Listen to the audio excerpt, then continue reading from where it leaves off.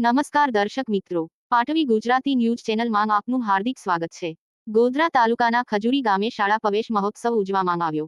ગોધરા તાલુકાના ખજૂરી ગામે શાળા પ્રવેશ મહોત્સવ ઉજવાયો। આ કાર્યક્રમ સ્કૂલના નાના મોટા બાળકો તેમજ વાલીઓ, ભાઈ બહેનો અને આજુબાજુ ગામના આગેવાનો ઉપસ્થિત રહેલા તેમજ સ્કૂલમાં ભણતા બાળકોને ખૂબ વધુ ભણે તેવા આશીર્વાદ આપવામાં આવ્યા હતા। તેમજ ઉપસ્થિત રહેલા આગેવાનોએ જેમાં સ્કૂલના વાલીઓએ સ્કૂલના શિક્ષકોને ખૂબ ખૂબ અભિનંદન પાઠવ્યા હતા। રિપોર્ટર વનરાજ ભરવાડ, ખજૂરી।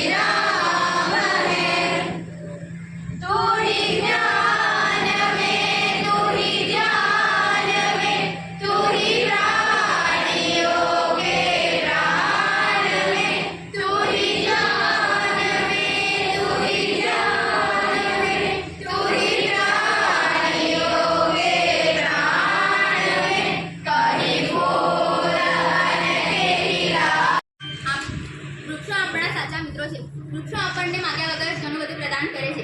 ઉનાળાની ઋતુમાં વૃક્ષો આપણને છાંયડો આપે છે, જે છાંયડા નીચે આપણે થોડો સમય પસાર કરી ઠંડી હવા મેળવીને જીવન યોગ્ય રીતે જીવી શકીએ છીએ।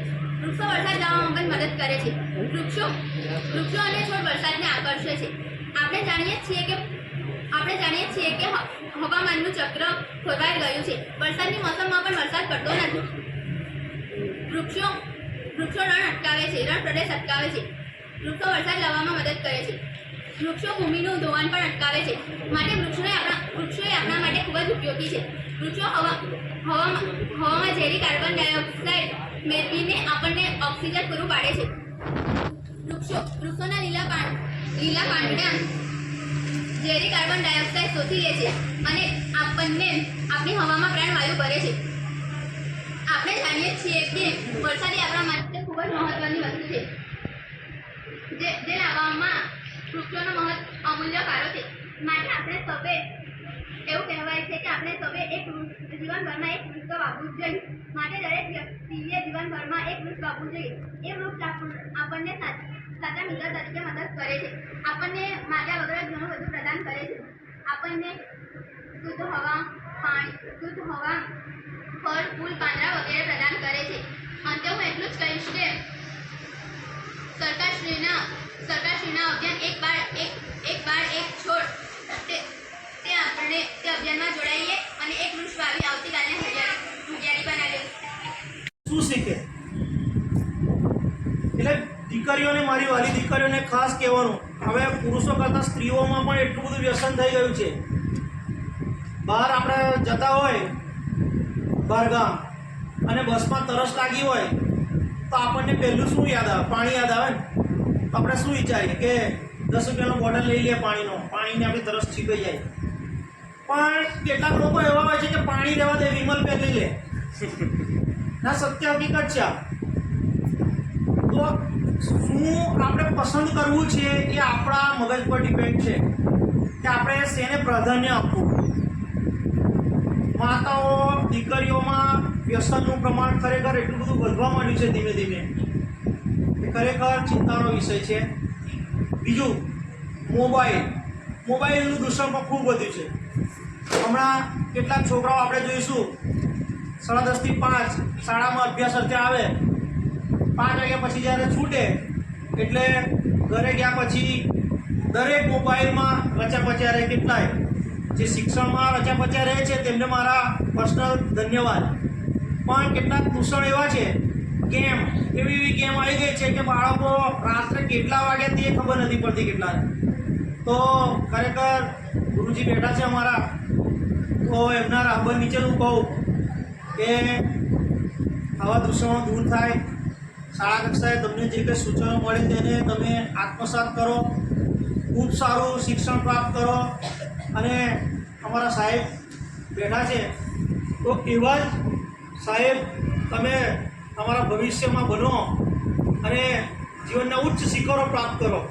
એ જ આ પ્રસંગે તમને આશીર્વચન છે. જય હિન્દ, જય ભારત.